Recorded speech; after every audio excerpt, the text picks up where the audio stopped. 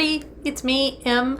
Welcome back, or if this is your first time tuning in, welcome to my channel. Today I wanted to talk about some indie books that I have read and enjoyed. One of my stated goals for this year is to read more indie books, meaning self-published or published by small publishers, as opposed to the big name books that you see all the time all over TikTok and BookTube. I'm hoping to go, find a few hidden gems, as it were. I am currently reading an independent book that I will talk about at the end of this video, but in the meantime, I wanted to talk about a few that I have read and really enjoyed in the past and give them a little bit of a spotlight. So, without further ado, here we go. So the first book I want to talk about is called No Accounting for Destiny by Kimberly Emerson. Don't let the cover fool you. I think a lot of times with indie books, especially with authors who are just starting out, the covers aren't indicative of the contents always. Sometimes you can get really great covers on books that aren't that great. Sometimes you can get covers that need a little work. This one doesn't entirely fit the genre, I don't think. I get the sense that it's a photo the author took maybe on a trip to London and put on the cover, but the book itself is adorable. It's a fun romp. You've seen me trying to find romantic comedies, romance books, contemporary romance books that I enjoy. I tried Love, Comment, Subscribe. I tried the Love Con. This book is from a year or two ago, No Accounting for Destiny, and it is a really fun, romantic thriller? It's not a thriller. Okay, so let me explain. The setup is Emmeline is from California. She goes to London for her aunt's retirement party. Her aunt works in like this diplomatic corps, and gets kidnapped along with an earl. It mixed up, it's kind of like a mistakenly kidnapped kind of thing. Obviously, there's some romantic tension between her and the earl as they're trying to work their way out of this predicament. And it's so much fun. It's so well written. It's like a super fast, breezy read. I absolutely recommend this book. I love it. So please do try No Accounting for Destiny. I have it on good authority that there is another book coming out from this author with one of the minor characters from this book as the main character in the next book, and hopefully that will be out this year, next year. But this is one of those real gems of an independent book. It actually got, I think, nominated for a Rowan Award from In Detail magazine, and my hope is that when the second book comes out, maybe the covers will get updated and be a little bit more indicative of the genre, something that might be a little more eye-catching and more likely for people to grab. That's my hope. So that is No Accounting for Destiny by Kimberly Emerson. A high recommend from me. The next book I want to talk about is actually small press published, She Writes Press, which I think is a hybrid publisher. It's called The Vintner's Daughter. It's the first in a series. There's a second book called The California Wife. These are by Kristen Harnish. These actually have beautiful covers. They are women's historical fiction, basically about a woman, Sarah, in pre-World War I France. She's the daughter of a vintner, and all of her trials and tribulations. It's a generational kind of story because we deal with a lot. Basically, anyone who likes this kind of sweeping historical fiction. The author's done a lot of research into how vineyards work. And then when they transplant to California in the series, again, it's very clear that there's been a lot of research done.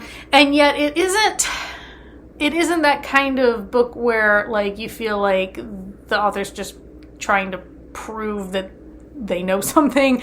I know sometimes that happens even in widely published books. what my group used to call it is your Google is showing, like you're just showing off your research. Now this book neatly folds it in as part of, because Sarah is also, she knows the trade, she's learning the trade, she's got a husband, she's got kids, they're teaching them, like there's a lot that happens. I can't really encapsulate the story for you except to say that it's one of those things where two people get married, maybe not for love reasons, but then like mutual love and respect grow over time and other things are happening and they have to kind of stand together against those things. I think there's a third book coming out later and that will deal with World War I and, and we'll see how that impacts, I guess, and also Prohibition happens at some point, so I'm sure that impacts the whole wine selling world.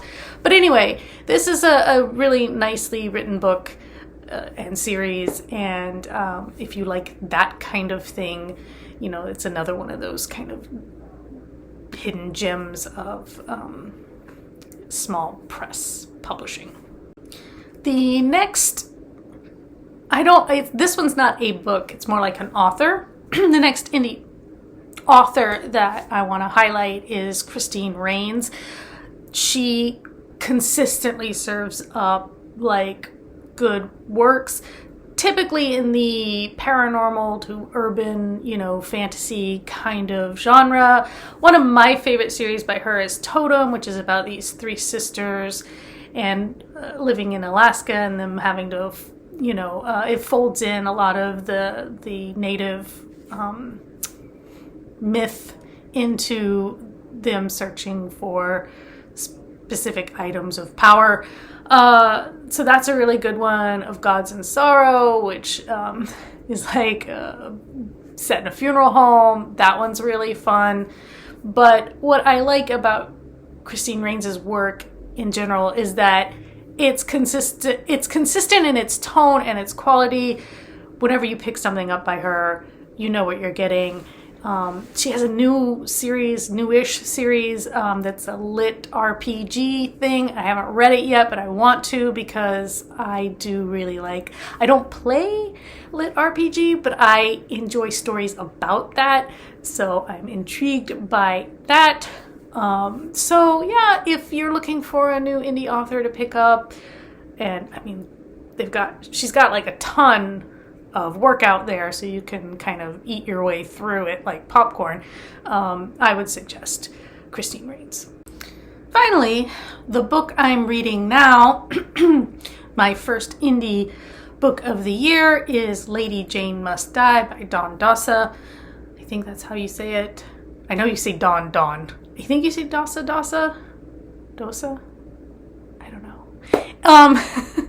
This is a sci-fi, time travel, historical romance mishmash. I've only just started it, so I'm not very far. But basically, it's about this woman, Catherine. She sometimes goes by Katie. She is time traveling from, I won't say near future, but kind of middling future times from here. The earth has kind of gone to hell, like climate change is wreaking havoc and things like that, and she has developed a time machine and she's gone back to 14th century Marlborough, England.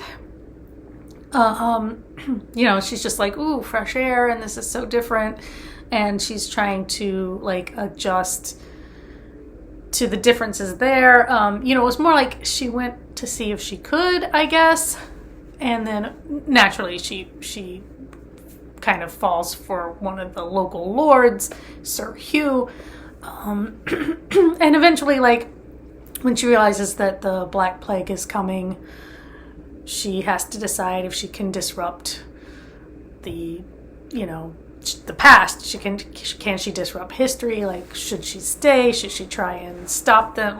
Can she introduce medicine into this, world or things like that. So I haven't gotten very far.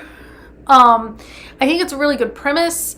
I think it needed maybe one more editing pass. I think even on the second page, a character's called Gareth and then Garrett, like within 2 lines. Things like that. The formatting's a little wonky. The page 1 starts on the left, which is not normal for published books. Usually page 1 is a right hand. Your odd numbers are on the right and your even numbers are on the left. So, and there are sometimes odd breaks between paragraphs. The great thing about self-publishing is that it's really easy to revise your book and put out a revised edition if and when you want to. It's much less of a process than if you're working through a publisher. And I don't know, maybe the ebook version reads better than the print. I got the print version, so you might want to try it on ebook if you're going to try it. It is written by a physicist, and in the back of the book there is actually like an equation or a formula for like time travel, I think, that he kind of throws in there. So keep in mind that this is a historical romance written by a male physicist. I don't know how much it might, even just as a curiosity, be worth a read in that way. But maybe if you like I haven't read Outlander, I haven't watched Outlander, but whenever I mention this book to people, they go, "Oh, like Outlander," and I'm like, I don't know, maybe. I get the sense it's more of a Connie Willis-esque kind of thing as I'm going through it, so we'll see.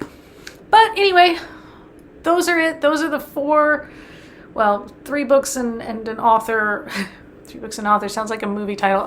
3 books and an author that I can talk about in terms of indie books.